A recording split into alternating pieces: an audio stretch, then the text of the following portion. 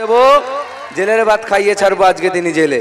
সুতরাং আজকে যিনি এসডিপিও শাসনে খুব বড় বড় ভাষণ দিচ্ছিলেন যে আপনি একজন সরকারি অফিসারকে দালাল বলতে পারেন না, আরে দালালকে দালাল বলবে তো লজ্জা পাওয়ার কি আছে, তো ভয়েরই বা কি আছে? আপনি দালালি করেছেন তাই আপনাকে দালাল বলেছে।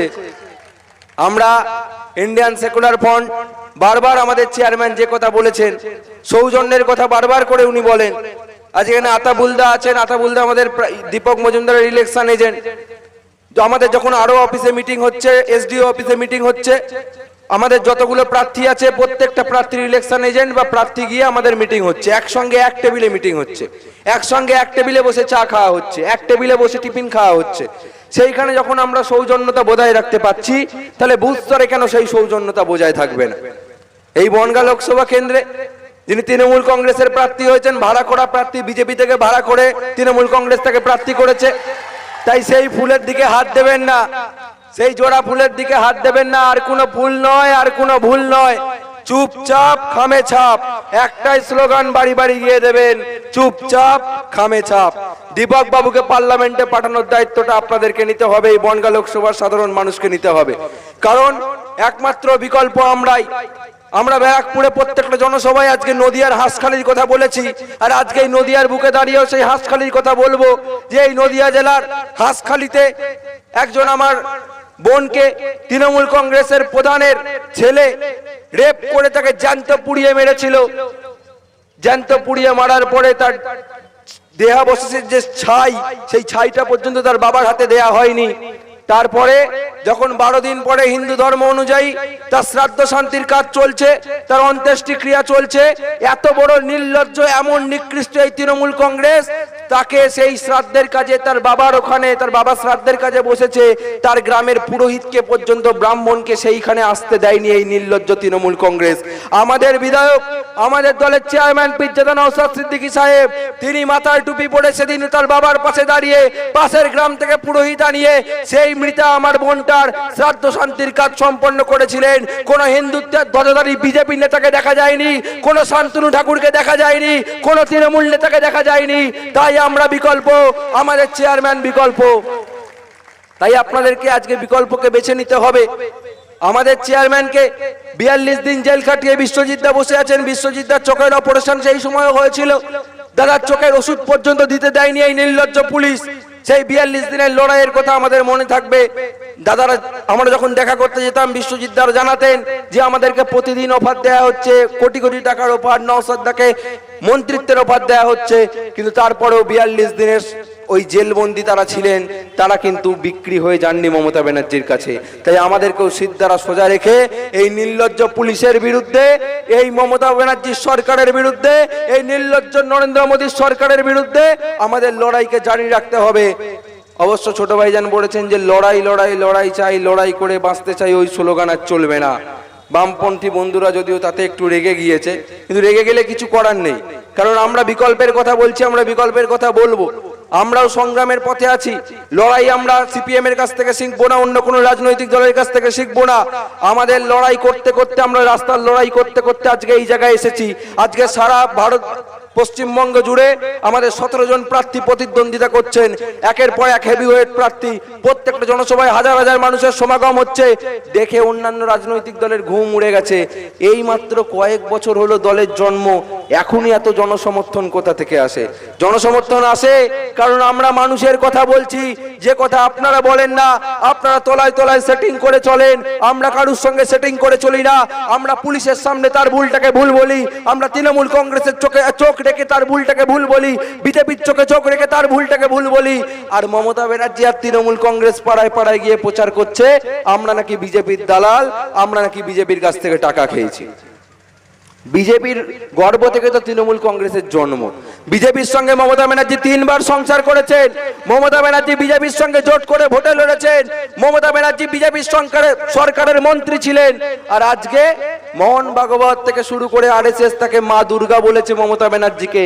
মোহন ভাগবত সারাদিনে কি খায়, নরেন্দ্র মোদী সারাদিনে কি খায়, অমিত শাহ সারাদিনে কি খায়, মমতা ব্যানার্জির মেনু পুরো মুখস্থ। যখন 22শে জানুয়ারি সে বছর মোহন ভাগবত এসেছিল আমাদের কলকাতায়, তার আগের দিন 21শে জানুয়ারি নওশাদ সিদ্দিকীকে অ্যারেস্ট করে দিলেন মোহন ভাগবতকে খুশি করতে, আর বিজেপির দালাল হয়ে গেলাম আমরা। বিজেপির কাছ থেকে যদি সব থেকে বড় বেনিফিশিয়ারি কেউ হয়ে থাকে সেটা মমতা ব্যানার্জি। আর কেজরিওয়ালও বলেছে যে যদি আবার নরেন্দ্র মোদী ক্ষমতায় আসে দিদি গ্যারেজ হয়ে যাবে, অ্যারেস্ট হয়ে যাবে। আমাদের মনে হয় না, কারণ সেটিংটা আছে, তা না হলে ভাইপো ব্যানার্জি এখনো বাইরে ঘুরে বেড়াতে পারতেন না। যেভাবে কয়লা বালি তার নামে আছে, আজকে পার্থ চ্যাটার্জি, এখানে অনেক আশেপাশে অনেক নেতারা থাকেন, 2 পয়সা 4 পয়সার তৃণমূলের নেতারা, আজকে শাসনে যারা আমাদের কর্মী সমর্থকদের উপরে চড়াও হয়েছিলেন, বা এখানেও যারা আমাদের কর্মী সমর্থকদেরকে হুমকি দিচ্ছেন, ধুমকি দিচ্ছেন। আরে আপনার নেতা এই হাবড়ার বিধায়ক, বন দপ্তরের মন্ত্রী ছিলেন, খাদ্য দপ্তরের মন্ত্রী ছিলেন জ্যোতিপ্রিয় মল্লিক। তিনি যখন খাদ্য দপ্তরের মন্ত্রী ছিলেন, সাধারণ মানুষের রেশনের চাল, বাচ্চাদের মিড ডে মিলের চালের বস্তা তার বন দপ্তরের জঙ্গলের মধ্যে ঢুকিয়ে দিয়েছিলেন। আর বন দপ্তর সন্ত্রাস দেখে হাবড়ায় সারা উত্তর 24 পরগনায় তিনি এমন সন্ত্রাস করেছিলেন যে রয়্যাল বেঙ্গল টাইগার তার বন দপ্তরের সে পর্যন্ত মুখ লুকিয়ে নিয়েছিল তার সন্ত্রাসের ঠেলায়। আজকে তিনি জেলের ভাত খাচ্ছেন, কয়েক মাস হয়ে গেল। মমতা ব্যানার্জি তার সুগার আর হাই হয়েছে কিনা খোঁজ নেয় না। পাঁচিল টপকানো এমএলএ, নামটা মাথায় আসছে না, তারও খোঁজ নেয় না মমতা ব্যানার্জি। পার্থ চ্যাটার্জি, তার খোঁজ মমতা ব্যানার্জি নেয় না। বীরভূমের ডন, বীরভূমের বাঘ অনুব্রত মণ্ডল, ভোট আসলে রাস্তায় উন্নয়নকে দাঁড় করিয়ে দিতেন, ভোট আসলে চরম চরম ঢাক বাজাতেন, গুড় বাতাসা খাওয়াতেন। আজকে মেয়ে সহ তিহার জেলে শুয়ে আছেন, আর লোকে বলছে দেখ খুলে তোর দুনয়ন, তিহার জেলে কম্বল মুড়ে শুয়ে আছে উন্নয়ন। এই হয়েছে আজকে উন্নয়নের অবস্থা। আরো কি বলছেন পাড়ায় পাড়ায় গিয়ে তৃণমূল, যে দিদির রাস্তা দিয়ে হাঁটছিস, দিদিকে ভোট দিবি না, দিদির লক্ষ্মীর ভান্ডার পাচ্ছিস, দিদিকে ভোট দিবি না, দিদির কন্যাশ্রী পাচ্ছিস, দিদিকে ভোট দিবি না। না দেবে না, কারণ দিদির নিজের বাড়ি বিক্রি করে, দিদি নিজের জায়গা জমি বিক্রি করে আমাদের মা বোনদেরকে টাকা দিচ্ছে না। দিদির নিজের জায়গা জমি বিক্রি করে রাস্তা করেনি, দিদি নিজের জায়গা জমি বিক্রি করে রাজ্যের কোনো উন্নয়ন করেনি। আমার আপনার ট্যাক্সের টাকায় আমি আপনি যে জল কিনে খাই বোতলে, তার জন্যও ট্যাক্স দিই। আমি আপনি 1 টাকা দামের দেশলাই কিনলে তার জন্য রাজ্য সরকার কেন্দ্র সরকারকে ট্যাক্স দিই। আমরা যে আজকে কারেন্ট নিয়ে এখানে প্রোগ্রাম করছি তার জন্যও ট্যাক্স দিয়েছি। আমি যে জামা পরে আছি তার জন্য রাজ্য সরকার কেন্দ্র সরকারকে ট্যাক্স দিয়েছি। সেই ট্যাক্সের টাকায় আমার উন্নয়ন হয়। তাই সাধারণ মানুষকে বলবো, আমাদের কর্মী সমর্থকদেরকে বলবো, যখন তৃণমূলের ওই 2 পয়সা 4 পয়সার নেতারা আপনাকে এসে বলবে যে আমাদের টাকায় আমাদের টাকা পাচ্ছিস, মা বোনদেরকে মমতা ব্যানার্জি টাকা দিচ্ছে আর ভোট দিবি না, তখন বলবেন মমতা ব্যানার্জি কোন জমিটা বিক্রি করে দিয়েছে বল। আরো একটা কথা তার সঙ্গে বলবেন যে আমরা মমতা ব্যানার্জির টাকা পাচ্ছি না, মমতা ব্যানার্জি আমাদের ট্যাক্সের টাকায় 14 তলা এসির হাওয়া খায়। 14 তলার এসির হাওয়ার ওই বিল আমরা জনগণ ট্যাক্সের টাকা দিয়ে মেটাই।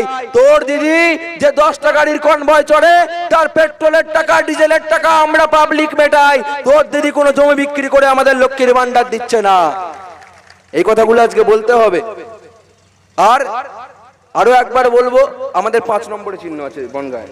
5 আসন্ন লোকসভা নির্বাচনে 20 মে নির্বাচন আমাদের বনগাঁ কেন্দ্রে। 5 নম্বরে আমাদের চিহ্ন আছে। 5 নম্বর চিহ্নে দীপক মজুমদার খাম চিহ্ন। অন্য কোনো ফুলের দিকে যাবেন না, বড় ফুল, ছোট ফুল, জোড়া ফুল, পদ্ম ফুল, কোনো ফুলের দিকে যাবেন না, কারণ দুটো একই ব্যাপার। কেউ তৃণমূল জিতে গেলে বিজেপিতে চলে যাবে, বিজেপি থেকে জিতে গেলে তৃণমূলে চলে যাবে, ওইসবের দিকে। বিজেপি যারা করেন, বিজেপি করছেন করুন, কিন্তু ভোটটা গিয়ে চুপচাপ সাইলেন্ট ভাবে দীপক মজুমদারকে দিয়ে দেবেন। তৃণমূল করেন, তৃণমূলের সঙ্গে করছেন, ঘুরুন ফিরুন, কিন্তু ভোটটা গিয়ে 20 তারিখ খামে দেবেন। সকাল সকাল খামে ছাপ দিয়ে, খাম চিহ্নে ভোট দিয়ে আমাদের প্রার্থী দীপক মজুমদারকে বিপুল ভোটে জয়যুক্ত করার আহ্বান জানিয়ে আমি আমার বক্তব্য শেষ করছি। সকলে আগামী 20 মে খাম চিহ্নে ভোট দিয়ে দীপক বাবুকে পার্লামেন্টে পাঠানোর ব্যবস্থা করুন। এইটা আপনাদেরকেই অঙ্গীকার নিতে হবে, আপনাদেরকেই শপথ নিতে হবে। এই কথা বলে আমি আমার বক্তব্য শেষ করছি। ইনকলাব জিন্দাবাদ, স্টুডেন্টস ফ্রন্ট জিন্দাবাদ, ইন্ডিয়ান সেকুলার ফ্রন্ট জিন্দাবাদ। খুব সুন্দর বক্তব্য রাখলেন স্টুডেন্ট ফ্রন্টের সাধারণ সম্পাদক রাকেশ বেরা মহাশয়, তিনাকে ধন্যবাদ।